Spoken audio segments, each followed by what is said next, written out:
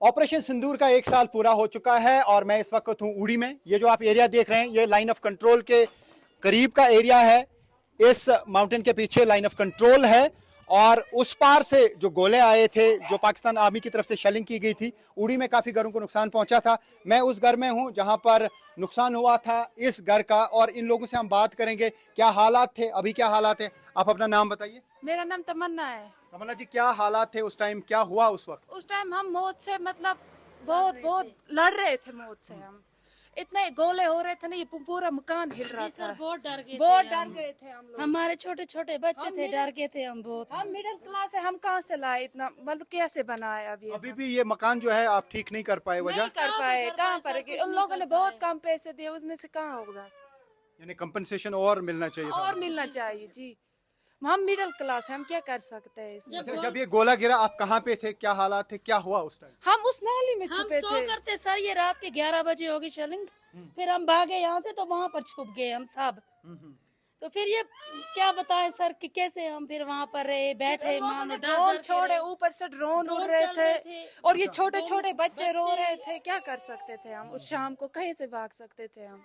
तब से लेकर अब तक अभी अमन है? तब से लेके अब तक हमको डर है। सर। डर है अभी भी? डर है, इतना डर है हम लोगों को। जब किसी जगह शादी होती है, उधर पटाखे फूटते हैं, बोलते नहीं ये गोले स्टार्ट हो गए, बजाते, सोच रहे गोला बारूद स्टार्ट हो गया। ये वो इलाका है जहां पर कई साल पहले तक लगातार शेलिंग होती थी, लगातार गोलेबारी हो रही थी, सीज फायर वायलेशंस होती थी। जैसा मैं दिखाने की कोशिश करूंगा, ये जो आप माउंटेन देख रहे हैं यही लाइन ऑफ कंट्रोल का आखिरी इलाका है उड़ी के साइड से, और उस पार से जो है पाकिस्तानी आर्मी के पोस्ट हैं और वहां से लगातार जो है सीज फायर वायलेशंस होती रही हैं। लगातार आर्टिलरी जो है वेपन का इस्तेमाल किया जा रहा है, बड़े बड़े गोले जो है यहाँ की तरफ फेंके जा रहे थे। तो एक गोला यहाँ इस घर पे लगा, उसकी वजह से यहाँ इस घर को काफ़ी नुकसान हुआ है। मैं अंदर दिखाने की कोशिश करूँगा आपको कि किस तरीके का नुकसान अभी भी यहाँ पे दिख रहा है। हालांकि इस घर का छत जो है पूरी तरह से तबाह हो चुका था, अब उसकी रिपेयरिंग आज भी चल रही है, 1 साल पूरा होने के बाद भी।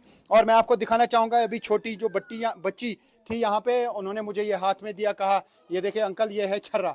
तो ये एक स्प्लिंटर है उस गोले का जो आज भी उन्होंने मौजूद रखा है, संभाल के रखा है, और इन्होंने मेरे हाथ में थमा दिया, कहा कि ये जो है ऑपरेशन सिंदूर के दौरान जो पाकिस्तान आर्मी की तरफ से शेलिंग की गई थी, जो गोला यहाँ पे फटा था, ये देखिए और भी उन्होंने लाए।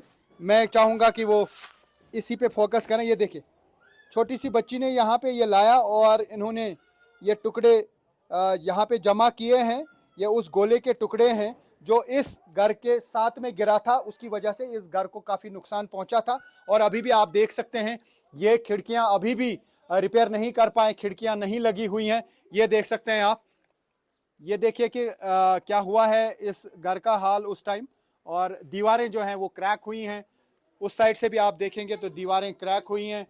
और ये आप देखिए ये यहाँ पे नुकसान हुआ था, तो ये छोटी सी बच्ची ने यहाँ पे अभी मेरे हाथ में ये थमा दिया, कहा अंकल ये गोले के वो टुकड़े हैं, ये यहाँ की लैंग्वेज में से छर्रा ही कहते हैं, कहा कि ये छर्रे हैं। तो अभी भी यहाँ पे वो इम्पैक्ट दिखाई दे रहा है जो पाकिस्तान आर्मी की तरफ से यहाँ इन एरियाज़ को, खासतौर से सिविलियन एरियाज़ को निशाना बनाया गया और यहाँ पे लोगों को नुकसान हुआ।